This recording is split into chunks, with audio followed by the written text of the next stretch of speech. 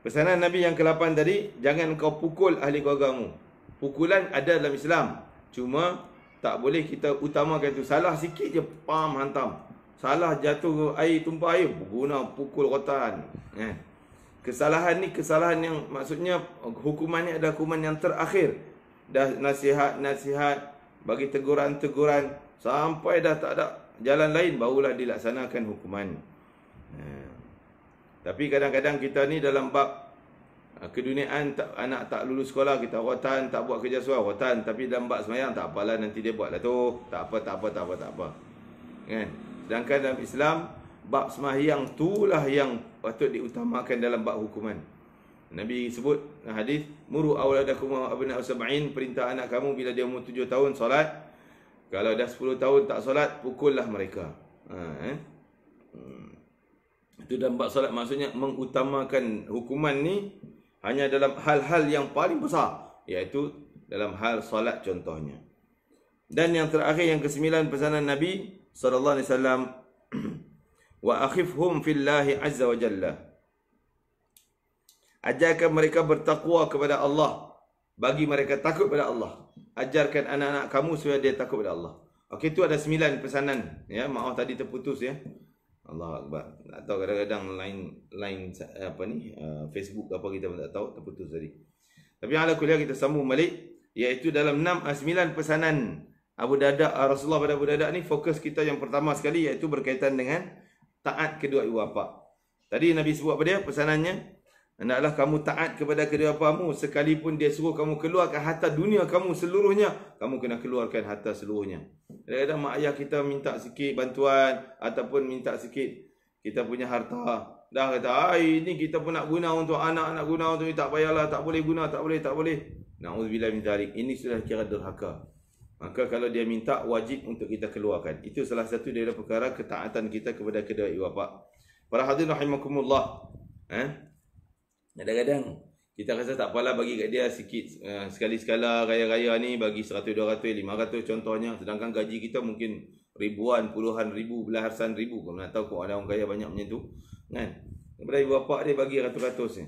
Tapi pada anak dia belanja tas sebulan berapa ribu. Ni seperti dia tidak mengutamakan mak ayah. Jangan kira mak ayah dia dah ada duit. Katalah mak ayah dia pun ada pendapatan, ada gaji. Kau boleh kita gembirakan mak ayah kita juga dengan pemberian-pemberian. Mungkin dia kata, tak payah kau jangan bagi duit aku. Tak apa. Kita buat dari sudut lain. Buat kebajikan atas nama dia. Buat apa pun untuk dia. Jadi kita tengok bagaimana tanggungjawab kita sebagai si anak ni untuk berbakti pada dua bapa yang masih hidup. Yang pertama sekali, kesimpulan bakti ni adalah kita gembirakan mereka. Gembirakan mereka. Ada ibu bapa gembira, walaupun dia tak bagi duit, tapi engkau ni rajin tanya khabar, kan? Dia seronok dah. Tanya khabar, datang ziarah dan sebagainya. Maka kita gembirakan dengan apa yang dia gembira dengan sesuatu tersebut. Wajib. Jadi tak samalah, kita tak boleh letakkan satu kaedah formula yang sama. Kena bagi, nak gembira mak ayah ni kena bagi duit. Tak semestinya juga. Ada mak ayah yang tak gembira dengan tu, dia gembira dengan benda lain. Kan? Mak ayah dia mungkin jutawan. Takkan bagi duit, aku pun tak nak lah. Kan? Dia nak engkau balik, datang ziarah, tanya khabar. Kita buat yang tu. Yang ni pula, dia seronok kalau kita bawa dia pergi jalan mana-mana, menggembirakan dia. Kita buat apa yang menggembirakan dia. Ini tanda kita menggembira dan bakti pada ibu bapa. Dan juga bakti apa yang dia perlu. Apa yang dia perlu, maka kita kena utamakan. Sehingga kalau kata para ulama, kalau kita terpaksa kena korbankan segala harta kita untuk tunaikan apa yang dia nak, buatlah. Maksudnya keluarkan harta kita, buat apa yang dia nak. Kan? Jadi itu kedudukan ibu bapa. Malah dalam hadis lain Nabi sebut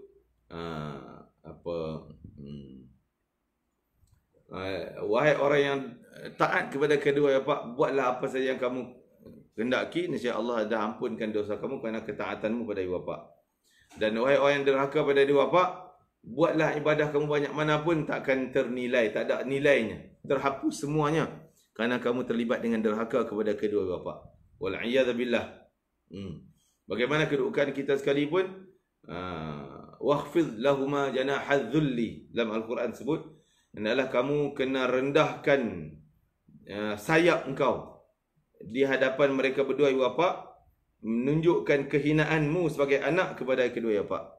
Maksud rendah sayap ni keegoan kita lah, mungkin kita bos ke, mungkin kita di tempat lain orang sanjung kita, puji kita, kita big boss, semua orang hormat kita, kita lalu semua orang tabik, semua orang tunduk.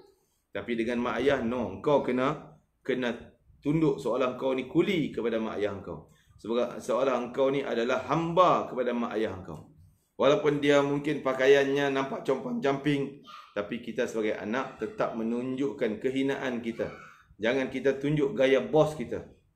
Jangan kita tunjuk gaya gaya-gaya yang tertentu di hadapan mereka. Tak boleh. Wajib kita tunjukkan kehinaan kita di hadapan mereka. Malah tak boleh bantah walaupun dengan perkataan walaupun dia di pihak yang tak betul. Dia keluar kenyataan yang tak betul. Tak boleh kita, apa lama ni? Tak tahu kah? Sebenarnya macam ni lah, bukan macam tu lah. Jangan. Biar kita diam dulu. Ya ke? Macam tu ke? Ya. Oh. Mengalah dulu. Lepas tu ada waktu yang sesuai baru kita sampaikan benda yang betul.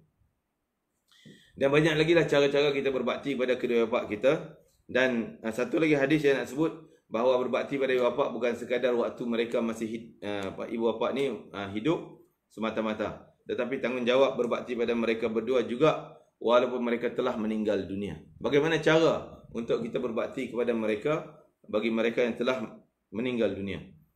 Hadis daripada Imam Bukhari juga, daripada kitab Adabul Mufrad, hadis marfu'.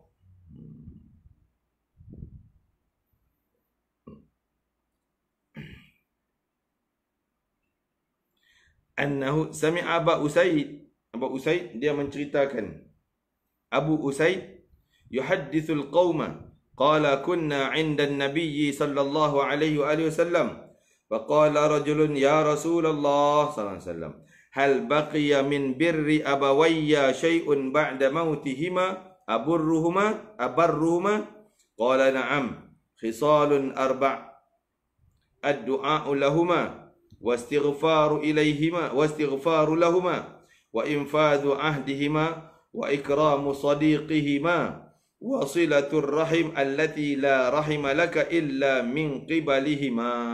Ada 4. Okay, kita tengok. Sayyidina Abu Usaid pernah menceritakan, dia berceramah lah pada satu tempat. Seorang sahabat Nabi ni, tak salah, Usaid bin Khudair, dia berceramah depan ni tentang hadis Nabi. Dia berkata, adalah kami satu ketika berada di depan Nabi. Satu ketika kami duduk dengan Nabi SAW. Lalu ada seorang lelaki bangun tanya pada Nabi SAW. Ya Rasulullah SAW, apakah masih ada sesuatu kebaikan, kebaktian kami kepada kedua ibu bapa kami setelah kewafatan mereka berdua? Ada tak benda yang kewajipan kami kena berbakti kepada kedua ibu bapa kami yang telah meninggal dunia? Dia tanya. Sehingga menjadi kewajipan aku untuk melaksanakannya. Baginda menjawab, ya, ada 4 perkara kamu kena utamakan. 4 perkara kamu kena utamakan 4 perkara ni. Iaitu cara kamu berbakti kepada ibu bapa kamu yang telah meninggal dunia. Ada 4. Nabi bagi tip yang yang utama, yang paling besar, yang paling utama. Yang pertama sekali, mendoakan kebaikan mereka berdua. Itu jangan putus dari lidah kita. Rabbirhamhuma kama rabbayani saghira. Contohnya, ya Allah, rahmatilah mereka berdua seperti mana mereka sayang kepada kami ketika kami masih kecil. Doa rahmat. Doa mereka ditempatkan bersama orang saleh, syurga untuk mereka, dijauhkan daripada siksaan neraka, dijauhkan daripada kemurkaan Allah, ditempatkan bersama dengan orang-orang saleh, mendapat syafaat Nabi sallallahu alaihi wasallam, sentiasa dalam doa. Malah orang yang sentiasa mendoakan kedua bapaknya dengan kebaikan-kebaikan, dia dikira sebagai anak yang saleh, yang mana kemungkinan di akhirat nanti doa itu menyelamatkan kedua bapaknya dan menyelamatkan dirinya juga. Orang yang tak pernah mendoakan kedua bapaknya, maka ini mungkin dikira anak yang derhaka. Terlibat dengan anak derhaka. Walaupun masa hidup dulu dia baik dengan mak ayah dia. Dia tolong, dia bakti segalanya. Tapi bila dia meninggal dia lupa, tak sebut langsung. Tak ingat langsung dalam doa. Ini juga salah satu cara derhakanya kepada kedua bapa. Dan yang kedua apa dia? Memohon keampunan untuk kedua, istighfar untuk secara khusus. Tadi doa umumlah, doa kebaikan, doa syurga, doa jauh neraka, doa jauh dari murka Allah, doa mudah di mahsyar, mudah di sirat dan sebagainya. Ini lebih khusus, spesifik terhadap istighfar, minta ampun. Doa minta ampun kedua ibu bapa. Ya Allah, ampunlah kedua ibu bapaku daripada dosanya yang dia sengajakan maupun yang dia tak sengajakan. Doa apa ni? Ya Allah, ampunkanlah dosanya semasa dia muda-muda daripada awal balighnya sehinggalah dia meninggal dunia, ya Allah. Dosa yang kecil maupun dosa yang besar, dosa yang dia ingatnya sebagai dosa maupun dosa yang dia tidak sedar sebagai dosa, ya Allah. Sentiasa doakan keampunan untuk mereka. Malah ada seorang ulama mengarang satu doa birrul walidain, terkenal dengan doa birrul walidain. Seorang ulama mengarang doa birrul walidain, doa kita anak berbakti kepada kedua bapa. Masya Allah, dalam tu merangkumi ke semua cara doa-doa kita untuk kesejahteraan, kebaikan yang selayaknya kedua ibu bapa kita yang dah meninggal dunia maupun yang masih hidup. Merangkumi semua sekali. Jadi saya harap tuan-tuan dapat, kalau ada doa tu mungkin ada yang boleh cari doa birrul walidain, doa berbakti kedua ibu bapa.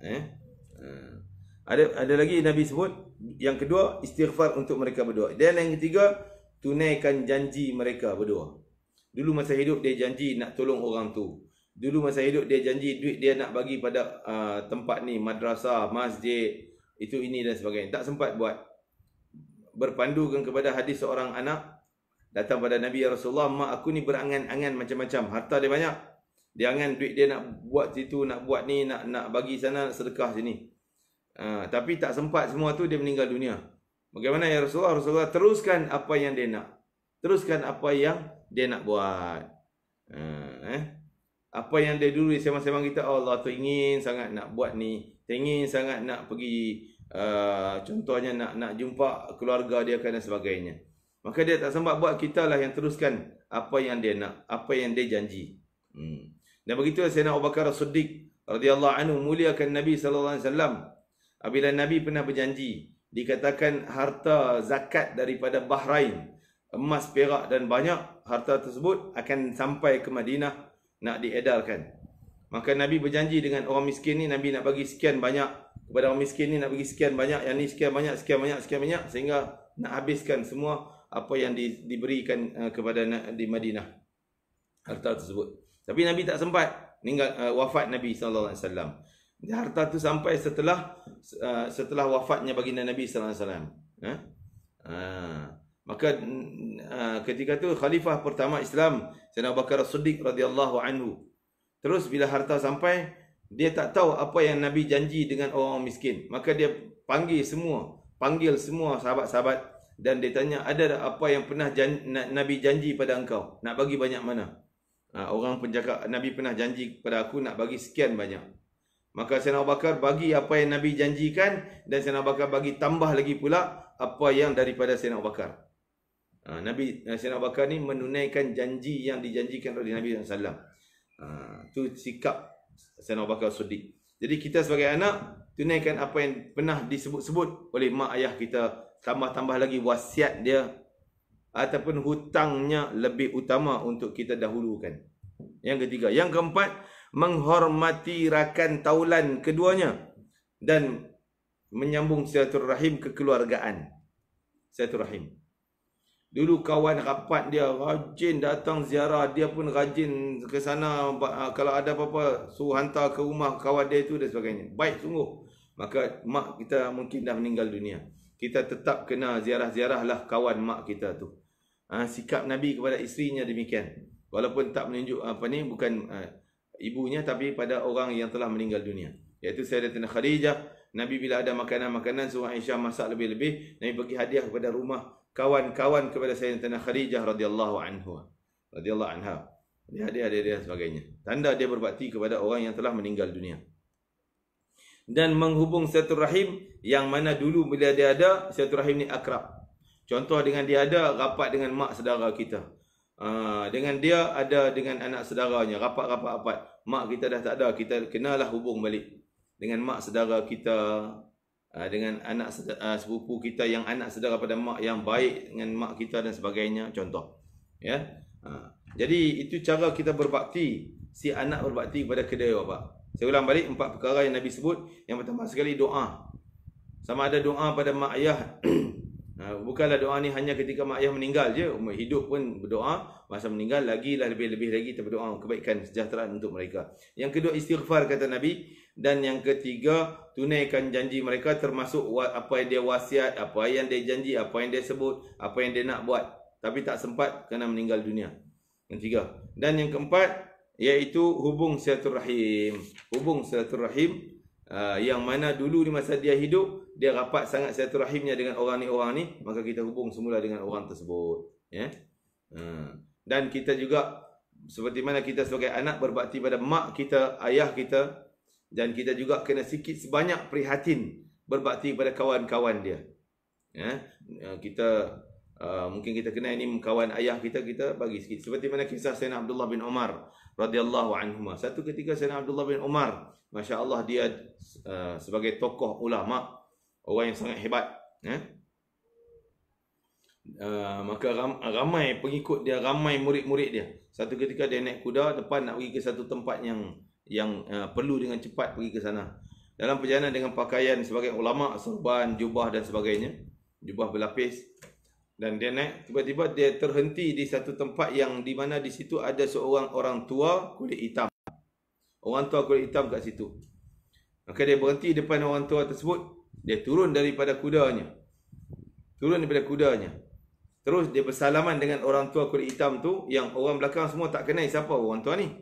Sayyidina Abdullah bin Umar turun dan cium tangan salam dan cium di dahinya, tanda hormat seseorang kepada seorang. Cium dahinya. Dan dia hadiahkan, nah kuda ni ambil pada kau jubah yang luar. Kan kita pakai jubah, mungkin orang pakai jubah 2-3 lapis, 2 lapis contoh. Lapisan yang luar ni hadiah, nah ambil. Serban, nah ambil. Apa lagi, tasbih ke barang dan sebagainya, hadiah sedekah pada orang tua tadi ni. Sambil dia layan orang tua tu, sampai orang belakang dah mengut, kita dah lambat ni, nak kena cepat ni. Kenapa kau turun pula hormat sampai macam tu sekali? Sehingga dia menumpang kuda orang lain. Maka dia kata, kamu tak kenal dia siapa. Dia dulu, dia dan bapaknya. Ni anak, dia dan bapaknya adalah orang yang sangat berkhidmat pada ayahandaku Umar Al-Khattab, dan ayahku sangat sayang pada mereka. Dia banyak khidmat pada ayah sangat sayang kepada mereka berdua. Ni orang ni. Orang ni disayangi oleh ayahku. Aku nak bakti pada ayahku dengan cara aku buat baik kepada orang yang disayangi oleh ayahku. Saya macam tu sekali contoh daripada Sayyidina Abdullah bin Umar radhiyallahu anhu. Dalam hadis lain, turfa'u lil mayit ba'da mauti darajatuh. Fa yaqul ay rabbi ay shay'in hadhi, wa yaqul wa laka istaghfar laka. Sayyidina Abu Hurairah radhiyallahu anhu melihatkan bahawa ada jenazah-jenazah yang telah meninggal dunia. Yang telah meninggal dunia diangkat darjat syurganya. Dulu syurga dia mungkin syurga paling bawah, tapi ditingkatkan darjatnya makin tinggi, makin hebat, sehingga dia duduk di darjat yang tinggi. Sahabat tanya, apa punca? Sebab apa? Dia dah mati, dah masuk kubur. Lepas itu pahala dia makin bertambah, darjatnya makin tinggi dalam syurga. Apa puncanya? Tak ada amalan dah. Amalan dah habis dah. Nabi kata sebab apa tahu? Sebab istighfar untuk dia datang daripada si anaknya. Istighfar, doa keampunan, doa daripada anaknya untuk dia. Anak dia masih hidup, bapa telah meninggal dunia. Amalan bapa, amalan terputus, pahala tak terputus. Lepas tu jangan kita salah sangka tentang terhadap hadis 3 perkara tu. Sesungguhnya amalan anak Adam terputus dengan kematiannya. Idza mata ibnu Adam inqata amalu. Bila mati anak Adam terputus semua amalannya kecuali 3 ni. Doa anak pada ibu bapa, anak soleh yang pertama, yang keduanya ilmu yang bermanfaat, sedekah yang mengalir, berjalan. Kita jangan salah faham, bukan terputus pahala, tapi terputus amalan. Berarti amalan tak perlu buat. Tapi dia dah meninggal, amalan tu masih berjalan. Amalan masih berjalan, bukan pahalanya. Pahala yang lain banyak lagi boleh datang. Pahala orang sedekah Quran, pahala orang niat baik untuk dia dan sebagainya. Tapi bab amalan, dia tak diwajib dah sembahyang. Tapi pahala sembahyang dia masuk je. Dari mana? Mungkin daripada sedekah dia. Sedekah dia pada masjid. Masjid tu orang guna sembahyang. Pahala sembahyang dia masuk je. Kan? Amalan sembahyang dia, seolah dia sedang sembahyang. Seolah dia sedang puasa, zakat, haji, berterusan. Dia dah meninggal. Dari mana? Dari ilmu yang dia mengajar dulu. Imam-imam yang mengajar kita, Masya Allah. Guru-guru yang mengajar kita telah meninggal dunia. Pahala dia macam dia sedang sembahyang, kerana kita dapat ilmu sembahyang daripada dia, kita sedang sembahyang. Kita punya sembahyang sampai macam dia sedang sembahyang. Tak terputus yang tu. Amalan. Macam dia sedang beramal sembahyang, sedang beramal puasa, sedang beramal itu ini. Dan doa juga. Macam dia sedang berdoa. Sebab doa daripada anak tu sendiri. Jangan kata, oh doa orang lain tak sampai. Tak, doa orang lain, kalau niat untuk dia sampai juga. Kan? Bukan hanya untuk daripada anak je sampai. Ala kulli hal, ini salah satu cara berbakti si anak, doa kebaikan, istighfar. Jangan lupa walaupun dah meninggal dunia mak ayah kita. Dan kena pesan benda ni pada anak-anak kita pula, generasi yang baru. Supaya bila mak ayah meninggal, datanglah ziarah kubur ataupun datanglah doa, bacakan doa, istighfar dan sebagainya. Ya. Dalam hadis yang lain daripada Muhammad bin Sirin, kunna inda Abi Hurairah, kami duduk bersama Abu Hurairah radhiyallahu anhu. Maka ketika itu Sayyidina Abu Hurairah berkata, Allah maghfir li Abi Hurairah. Abu Hurairah mendoakan, ya Allah ampunlah dosa Abu Hurairah dan emakku. Abu Hurairah sini doa, ya Allah ampunlah dosa Abu Hurairah dan mak aku yang telah meninggal dunia. Dan ampunkanlah dosa kepada orang yang beristighfar untuk kami berdua. Anak murid beristighfar untuk Abu Hurairah, anak murid beristighfar untuk mak Abu Hurairah, ya Allah ampunlah dosa dia juga. Boleh kita buat itu? Boleh. Ya Allah ampunlah dosa mereka yang buat baik pada aku. Ampunlah dosa mereka yang buat baik pada anak-anakku, pada mak aku contohnya. Maka Ibn Sirin mengatakan bahawa kami sejak tu tak pernah tinggal doa keampunan untuk Abu Hurairah dan mak dia sekali. Supaya kami nak dapat keampunan doa daripada Abu Hurairah untuk kami. Sehinggalah kami sentiasa masukkan namanya dan maknya dalam doa kami. Tengok, doa daripada orang lain tak sampai kepada arwah.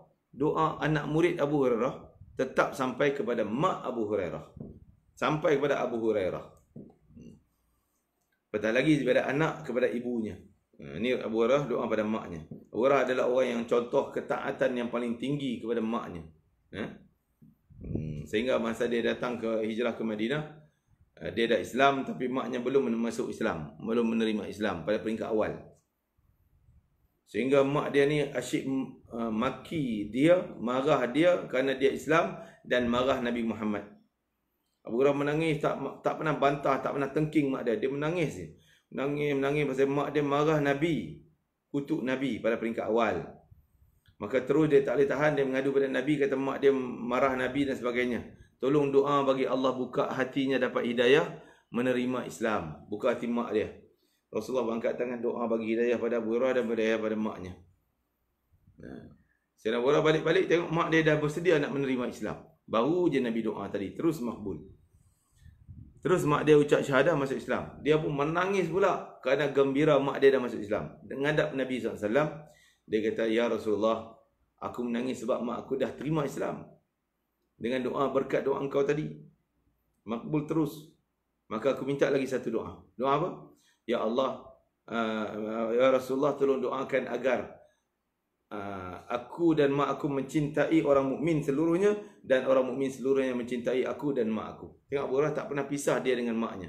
Minta apapun untuk dia dan mak, untuk dia dan mak, bakti dia. Maka Nabi doakan demikian sampai hari ini kita masih sebut-sebut dan cinta kepada mereka berdua, sahabat radhiyallahu anhuma, dia dan ibunya.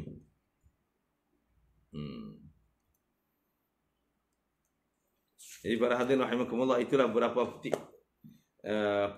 hadis-hadis yang penting untuk kehidupan kita, iaitu saya baca tentang hadis wajib berbakti pada kedua bapa sempena dengan hari ibu yang kita raikan pada bulan Mei ni, pertengahan bulan Mei. Di samping tu juga lebih khususnya hubungan kita dengan ibu bapa kita ni menjadi penentu kepada amalan Ramadan kita diterima oleh Allah ataupun tidak. Amalan Ramadan kita takkan ada nilainya, Allah reject kesemuanya kalau hubungan kita dengan mak kita renggang, putus, derhaka. Maka semua amalan kita tak diterima. Begitu juga kata para ulama dalam hadis berkaitan dengan ganjaran malam Lailatul Qadar. Orang yang putus silaturahim maka tak akan dapat apa-apa kelebihan Lailatul Qadar walaupun dia beramal pada malamnya. Orang yang menderhaka kedua bapa tak akan dapat apa-apa kelebihan kerana itu sebagai penentu besar hubungan dia dengan mak ayahnya. Maka kita sebelum sampai pada 10 terakhir Ramadan, sebagai persediaan kita bertemu dengan Lailatul Qadar, maka kita kena usahalah untuk teruskan berbakti kepada kedua bapa, menambah lagi bakti kita kepada mereka, mengambil hati mereka, menggembirakan mereka agar kita tak tergolong dalam golongan orang-orang yang derhaka kepada kedua bapa. Kita hari ini dah 18 Ramadan, lagi 2 hari, 19, 20, dah 21 ke atas, dah masuk 10 terakhir 20 tu dah masuk 10 terakhir. Jadi 1 hari lagi je. Hari ni, besok dah 2 hari lah, hari ni dan besok. Untuk persediaan kita bertemu dengan 10 terakhir dan kita berlumba-lumba untuk mencari malam Lailatul Qadar pada 10 terakhir Ramadan. Maka kita gunakan, manfaatkan hari-hari yang berbaki Ramadan ini untuk kita mendapat anugerah yang besar pada penghujung Ramadan. Lebih-lebih lagi kita berada dalam PKPB yang dilanjutkan ini, kita banyak memberi tumpuan pada ibadah dalam rumah. Masa kita yang banyak dalam rumah, kita gunakanlah untuk tingkatkan kualiti ibadah kita melalui zikir kita pada Allah.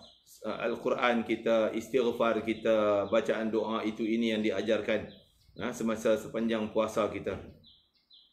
Di samping kita perbanyakkan amalan-amalan sunat, wajibkan untuk kita, anak-anak kita yang tak sekolah, yang ada kat rumah, kita buat aturan untuk dia orang. Semayang subuh berjemaah, sunat sebelum subuh, semayang subuh berjemaah, ada bacaan tadarus Quran, zikir ataupun pengisian ilmu sampai isyraq. Semayang pula sunat isyraq, buat sekurang 2 rakaat atau 4 rakaat.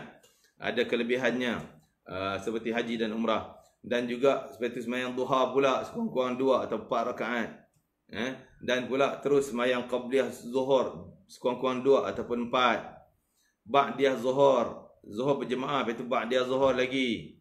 Lepas tu qabliyah asar 2 atau 4 rakaat. Semayang asar berjemaah, duduk istighfar, bacaan zikir sebelum berbuka puasa. Maghrib, semayang sunat ba'diyah maghrib. Isyak, tarawih, bacaan Al-Quran dalam sembahyang. Dan juga qiyamul lail, bangun malam kita. Jadikan rutin wajib, jadual yang wajib untuk anak-anak kita, termasuk kita sendiri bersama dengan mereka. Mudah-mudahan kita dapat menjalani Ramadan kali ini, Ramadan yang terbaik. Dan saya pribadi sendiri pun alhamdulillah, saya merasai inilah peluang yang terbaik dalam hidup saya. Kita tak ke mana, tak sibuk, kan? Kita banyak juga masa kita habis atas jalan raya dan sebagainya. Kerana dalam perjalanan di tempat-tempat lain, kadang-kadang anak kita tak tahu macam mana di depan mata kita. Sekarang ni di depan mata kita. Kita yang kena atur, kita yang kena jadualkan mereka untuk melaksanakan yang terbaik. Dan mudah-mudahan akan membawa ganjaran yang besar untuk Ramadan kita kali ini, insya-Allah. Wallahu taala alam. Mohon maaf atas kekurangan dan terima kasih kepada pihak Masjid An-Nur Glen Mary, Masjid An-Nur Temasya Glen Mary, pengurusan masjid daripada pengurus, penolong pengurus, imam-imam, Bilal dan Noja dan semuanya. Terima kasih banyak atas penganjuran kuliah zuhur kita untuk menambah ilmu pada Ramadan ini. Terima kasih kepada semua. Jazakumullah khairal jazak. Terima kasih kepada semua yang menonton, mengambil manfaat dan dapat kita share dan sebar-sebarkan, akan beri manfaat kita pada hari yang mulia ini Ramadan, menambah amalan kita dan juga membawa berarti dan makna apabila kita lebih mengeratkan hubungan kita dengan kedua ibu bapa kita, terutama di bulan Ramadan yang mulia ini. Mohon maaf atas segala-galanya. Sekian. Assalamualaikum warahmatullahi wabarakatuh. Subhanakallah bihamdika asyhadu an la ilaha illa anta astaghfiruka wa atubu ilaik. Bismillahirrahmanirrahim. Wal 'asri innal insana lafi khusrin illa alladhina amanu wa 'amilus shalihat wa tawasaw bil haqqi wa tawasaw bis sabr. Rabbana taqabbal minna innaka antas samiul 'alim wa tub 'alaina innaka antat tawwabur rahim. Wa akhtimna bil husna wa anta radin 'anna fi khairin wa lutfin 'afiyatin bi rahmatika ya arhamar rahimin.